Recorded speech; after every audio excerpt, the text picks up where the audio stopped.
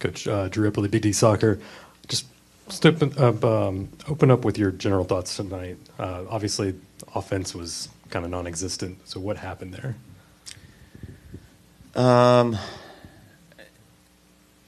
It just was we just couldn't find good rhythm with the ball, which is what we wanted to do tonight, was to try to have large spells of possession because of the nature of what they've been going through. So the bit of the game plan was to try to chew their legs away, but credit to them. They had a great team mentality, team spirit, and they didn't look like a team that played Wednesday. So credit to Vancouver.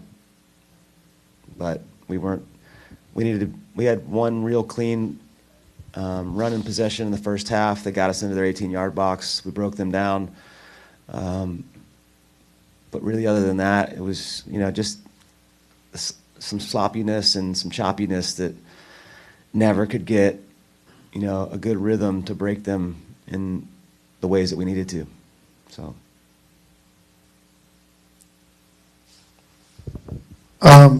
Eric, this is the first time in the season that you have negative numbers. Is this something that worries you, or? Yeah, it's not.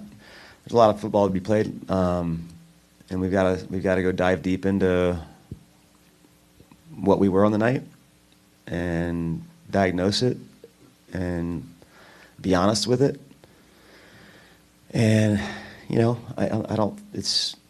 We'll probably need to tweak some things, and anytime you drop two, especially at home, you got to look at what you're doing. And so, and if you're a guy that hasn't, sort of had a lot of minutes lately, it's a game on. It's one of these where, you come to work and you compete.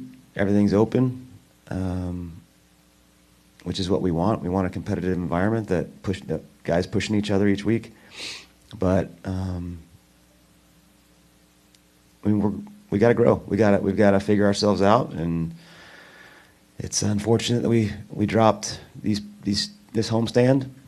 But we can go on the road. We know we have quality. We've got quality to win a lot of games, and we got to get in a rhythm. We've got to get in sync and tweak some things that help turn ourselves around. But next week's a new opportunity, and we're fine. It's just a disappointing night that our fans had to endure again. That they're leaving here unhappy, and that's not what we want. It's not right. So, but we'll work tirelessly to get there. We'll go with Nathan Hill.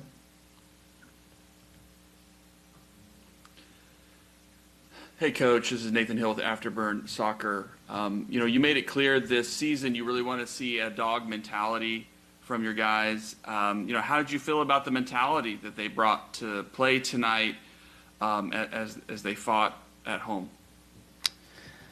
Yeah, we weren't dogs tonight. I did think we defended pretty well from an effort standpoint, but I thought too many moments of 50-50s. We lost ground duels, and we didn't, I felt like they won the mentality edge, and that's never what my teams, I don't like to lose that edge, that part of the game.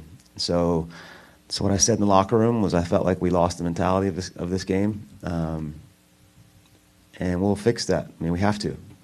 That's the non-negotiable. So, and they know that. These guys know that. So, again, we'll have to take an honest look at these plays in which we're talking about, where we could have gone to ground and blown up somebody in a tackle, or we could have been a little bit with more bite in a moment. That maybe we went with a little bit less venom, and we can't be that. We've got to show hunger in our bellies for our fans, and they need to see fighters. and they will. But this is a reminder tonight. I mean, Vancouver's 4-0 for a reason, in my opinion. It's their mentality stands out. We'll go to Dan Kirk here in the room and then Buzz Carrick on the Zoom. Thanks. Coach, few defensive tweaks, both coming into the game and throughout, switching Uriguide and Ibiaga side to side, and then late in the game going to the back three. What did you like? What didn't you like from those changes? I didn't think we could get we didn't have a rhythm to build tonight.